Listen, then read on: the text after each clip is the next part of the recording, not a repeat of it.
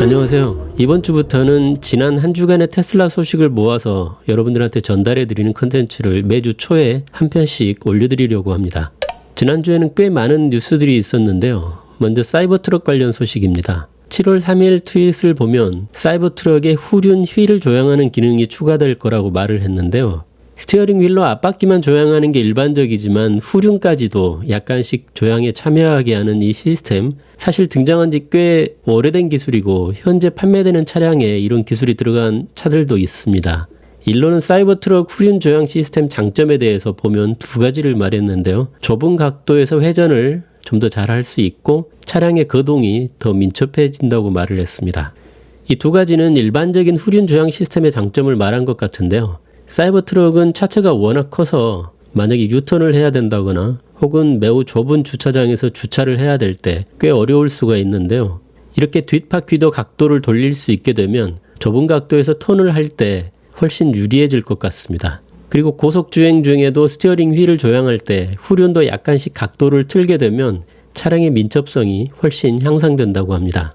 사이버트럭과 경쟁 모델이라고 할 수 있는 리비안의 전기트럭, 보시는 것 같은 묘기 탱크톤이라고 하는 이름이 붙어 있습니다. 이런 것을 장점으로 내세우고 있고요. 또 GMC의 픽업트럭 허머는 개처럼 걷는다고 해서 크랩 모드라고 하는 이런 기능을 큰 장점으로 내세우고 있습니다. 이 두 가지 다 후륜 조향 시스템의 응용 기능이라고 할 수가 있을 것 같은데요. 과연 사이버트럭의 후륜 조향도 이런 기능까지 포함할 것인지는 좀 더 기다려 봐야 할 것 같습니다. 제가 보기에 일론의 트윗만 봐서는 일반적인 후륜 조향 시스템을 말하는 걸로 보이거든요. 그리고 이 외에도 많은 대단한 것들이 있을 거라고 했는데 과연 뭘지가 기대되네요. 예전에 사이버트럭에 도어 핸들이 없을 거라는 말을 일론이 한 적이 있습니다. 그런데 이번 트윗을 보면 운전자를 인식하고 자동으로 문을 열어줄 거라는 말도 추가로 했는데요. 아마도 모델 X처럼 도어 자동화 시스템에 포함되는 게 아닌가 하는 추측을 할 수 있습니다. 그리고 또 다른 뉴스는 국내 미디어발 뉴스인데요. 사이버트럭의 카메라 모듈을 삼성전기에서 공급한다는 그런 뉴스가 나왔었습니다. 사이버트럭은 짐칸의 베드커버를 열 수도 있고 닫을 수도 있는데요. 이런 식으로 베드커버가 올라오게 되면 운전자가 룸미러를 통해서 후방을 볼 수가 없습니다. 그래서 사이버트럭 시승 행사 때 보면 이렇게 룸미러가 거울이 아니고 디지털 미러라는 것을 볼 수가 있는데요.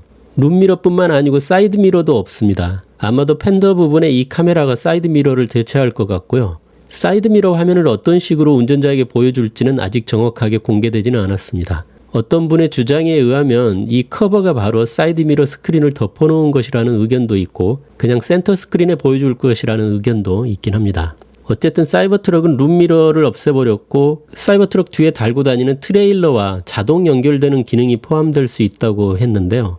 이 기능이 잘 작동하려면 사이버트럭 뒤쪽에 트레일러를 잘 관측해야 되기 때문에 후방 카메라 하나로 가능할지 잘 모르겠는데요. 후방에 3대 정도 카메라가 장착될 수도 있지 않을까 하는 생각을 해보게 됩니다. 그리고 또 오프로드 주행 환경을 좀 더 잘 파악하기 위해서 앞쪽 범퍼 아래쪽에도 카메라가 부착될 거라는 추측도 있었는데요.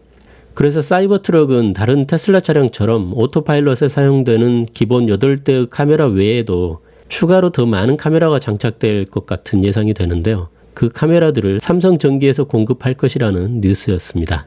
그리고 일론 머스크는 사이버트럭을 비관적으로 보는 어떤 미디어 기사에 대해서 솔직히 말하면 사이버트럭은 워낙 특이한 트럭이기 때문에 망할 가능성도 물론 있다. 이런 취지의 말을 했는데요. 그렇다고 하더라도 나는 그런 의견에 개의치 않고 정말 사이버트럭의 디자인을 좋아한다. 이런 얘기를 했습니다. 평범한 트럭들은 서로 베끼기가 바쁜 반면에 사이버트럭은 마치 미래의 외계인이 만든 것 같다. 이런 말도 했네요. 사이버트럭을 비관적으로 평가한 이 기사를 저도 읽어봤는데요. 구체적인 근거는 하나도 없고 그냥 글 쓴 사람의 뇌피셜만으로 쓴 글이었습니다. 별로 읽어볼 가치는 없는 글이었습니다.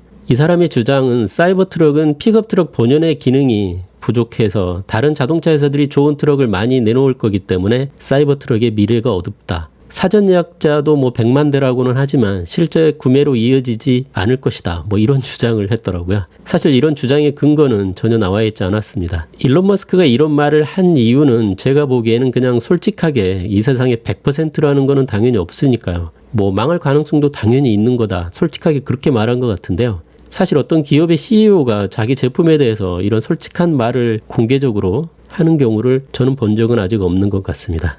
근데 또 우리나라 미디어는 그걸 놓치지 않고 이렇게 기사 타이틀을 잡아서 기사를 작성했네요. 한심합니다. 전에 모델 3 품질 문제에 대해서도 일론이 샌디 먼로와 대화할 때 솔직하게 본인의 의견을 말한 적이 있었는데요. 그때도 우리나라 미디어들은 잘 만났다는 듯이 신나게 이런 기사를 쓰기도 했었죠.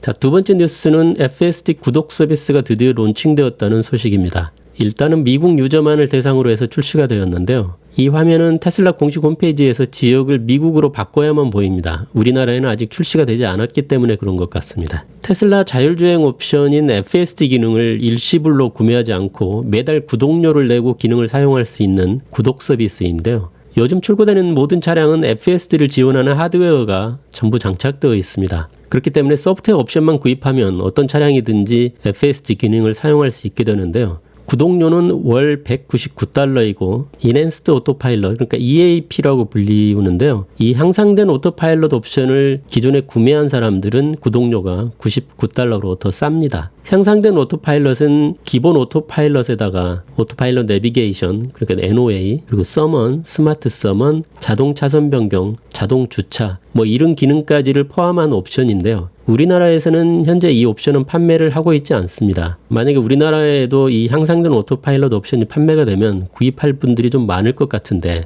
어쨌든 판매는 하지 않고 있습니다. 그래서 이런 향상된 오토파일럿 옵션을 이미 구입한 차량은 FSD를 구독한다고 해도 추가로 얻을 수 있는 기능이 별로 없기 때문에 이제 한 달 정도 후에 와이드 릴리즈 될 거라고 하는 신의 오토파일럿 기능, 그런 정도 기능이 추가될 것이기 때문에 그래서 이렇게 구독료를 싸게 맞춰준 것 같습니다.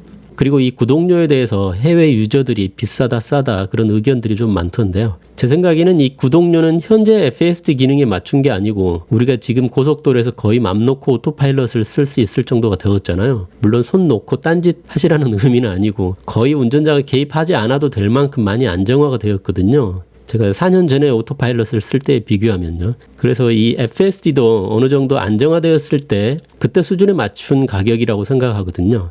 만약에 월 구독이 아니고 일시불로 FSD 옵션을 구입했다고 하면 미래에 추가될 기능까지 당연히 포함해서 구입을 하는 거나 마찬가지잖아요. 만약에 FSD가 그 정도 수준에 올라온다고 하면 운전자가 뭐 거의 개입하지 않더라도 목적지에 데려다 줄 수 있을 거기 때문에 거의 운전기사를 한 명 고용하는 것이나 별 차이가 없을 것 같습니다. 기사 인건비로 한 달에 $200 정도 낸다고 하면 그렇게 비싼 가격은 아니라고 생각이 드는데요. 게다가 또 운전기사를 고용하게 되면 24시간 아무 때나 내가 어디 가고 싶다고 해서 운전을 시킬 수도 없고, 또 만약에 가끔 프라이빗한 여행을 좀 하고 싶어도 기사를 데리고 다녀야 되기 때문에 불편할 수밖에 없거든요. 기사와 같이 여행을 한다고 하면 자꾸 원하지도 않는 대화도 해야 될 거고, 뭐 이것저것 생각해보면 기사를 고용하는 것 자체가 사실 매우 불편한 것이 사실입니다. 그래서 FSD 구독료는 FSD 와이드 릴리스가 되고 나서 어느 정도 시간이 지나서 FSD 기능이 안정화됐을 때 그때 가서 제값을 할 것이라고 생각이 되고요. 아마도 아직 FSD에 대해서 의구심을 가진 유저들은 구독도 꺼릴 것 같아요. 그렇기 때문에 FSD 구독 서비스의 송패는 이 FSD의 수준이 얼마나 빨리 제자리에 올라오느냐, 거기에 달려있다고 볼 수 있겠습니다. 세 번째 소식은 테슬라가 VPP, 그러니까 Virtual Power Plant, 가상발전소라는 서비스를 캘리포니아 지역의 베타 서비스로 내놨습니다. 가상발전소는 지금처럼 한전이 전국의 모든 전력망을 관리하는 중앙 집중형이 아니고 개인이나 기업이 소규모로 태양광이나 풍력, 뭐 이런 재생에너지로 생산한 전력을 에너지 저장 장치, 그러니까 ESS에 저장했다가 시장에 내다가 사고 팔 수 있는 기능을 말한다고 합니다. 이거 자체가 실제 발전소는 아니지만 거의 가상의 발전소 같은 역할을 한다고 해서 이런 이름이 붙었는데요. 테슬라는 이보다 앞서서 2018년부터 호주에 테슬라의 가정용 태양광 발전, 그리고 ESS 설비인 솔라루프와 파워월이 설치된 약 1000세대 가정의 전력망을 연결하는 가상발전소 프로젝트를 진행하고 있습니다. 현재 3단계가 진행 중이라고 하는데요. 3단계가 완료되고 나면 4000세대가 연결될 거라고 합니다. 그리고 궁극적으로는 5만 세대 정도의 솔라루프와 파워월, 그리고 ESS가 연계된 가상발전소가 될 거라고 하네요. 이 가상발전소라는 개념을 테슬라만 하는 것은 아니지만요. 테슬라 가상발전소의 특징 혹은 장점이라고 한다고 하면 일단 테슬라 자동차 오너들 커뮤니티 끈끈함이 남다르잖아요. 게다가 테슬라의 재생에너지 제품인 솔라루프, 파워월 뭐 이런 것들을 모두 통합적으로 연계할 수 있다는 장점이 있을 것 같습니다. 이 테슬라의 가상 발전소에 대한 내용은 길어질 수가 있기 때문에 나중에 별도로 콘텐츠로 다뤄보도록 하겠습니다. 네 번째 소식은 슈퍼차저 속도가 개선될 거라는 얘기인데요. 이 트윗을 보면 현재 3세대 슈퍼차저 네트워크 속도가 250kW에서 300kW로 업그레이드 지금 현재 진행하고 있다는 취지의 말인데요. 요즘에 우리나라에 신규로 설치되고 있는 슈퍼차저는 전부 다 3세대인데요. 속도가 250kW급입니다. 이 슈퍼차저들의 속도를 300kW로 더 올린다는 얘기인데요. V3 슈퍼차저의 파워 캐비넷, 그러니까 충전 스톨 말고요. 충전 스톨들이 6개 정도 쭉 세워진 그 옆에 보면 변압기 박스처럼 생긴 큰 파워 캐비넷이 있잖아요. 그 용량이 한 개당 1메가와트라고 합니다. V3 같은 경우에는. 테슬라가 V3 슈퍼차저를 론칭할 당시에 2세대와는 다른 완전히 새로운 아키텍처를 적용했다고 말을 했고, 이제 더 이상 두 대의 차량이 충전 전력을 공유하지 않아도 된다고 그렇게 말을 했었거든요. 실제로도 제가 테스트를 해봤는데 V3 슈퍼차저는 내가 충전하고 있을 때 바로 옆에 자리에 다른 분이 와서 충전을 해도 속도가 떨어지진 않더라고요. 미세하게 속도가 약간 변화되는 거는 보이는데 V2 슈퍼차저처럼 속도가 절반으로 떨어진다거나 그런 현상은 없었습니다. 일론의 트윗에서 구체적으로 어떤 차량들이 300kW 충전이 가능한지 그런 말은 밝히지 않았는데요. 제 생각엔 최소한 올해 들어서 출고되기 시작한 차량은 300kW까지 지원하지 않을까 하는 생각을 할 수 있고요. 그리고 충전 속도가 250에서 300으로 올라간다고 해도 아시다시피 충전 속도 커브라는 게 있기 때문에 충전 속도 피크는 잠깐 동안밖에 유지되지 않잖아요. 그렇지만 어쨌든 슈퍼차저에서 충전을 완료하는 데까지 걸리는 시간은 현재보다는 더 줄어들 걸로 추측됩니다. 다섯 번째 소식은 FSD에 관련된 소식인데요. 현재 우리가 쓰고 있는 오토파일럿과도 밀접한 관련이 있는 내용입니다. 어떻게 보면 매우 반가운 소식인데요. 지난번 영상에서도 제가 이와 비슷한 추측을 한 적이 있는데 일론 머스크가 트위터로 확인을 해준 거나 마찬가지입니다. 이 트윗을 보면 현재 FSD 베타 9.0은 고속도로, 자동차 전용 도로에서 오토파일럿 내비게이션으로 주행할 때에는 미국 내에 레이더 없이 출고된 모델 3Y와 동일한 코드를 사용하고 있다. 뭐 이런 취지의 말이잖아요. FSD 베타 10 버전이나 11에서 시내 주행과 고속도로, 복잡한 주차장까지 모두 다 통합해서 아우르는 하나의 스택으로 통합될 거다. 그런 말을 했는데요. 그러니까 결론적으로 말해서 FSD 베타 9도 오토파일럿 내비게이션이나 스마트 서먼 뭐 이런 기능들은 아직 9 버전하고 별 차이가 없다는 취지의 말인 것 같습니다. 그 다음에 나온 이 트윗을 보면 좀 더 명확하게 그 뜻을 알 수가 있는데요. 현재 스마트 서먼이 실용적으로 쓰기에는 아직 부족하다. 뭐 그런 점을 일론도 인정하는 말이라고 볼 수가 있습니다. 그렇지만 스마트 서먼과 오토파일럿 내비게이션이 FSD 스택으로,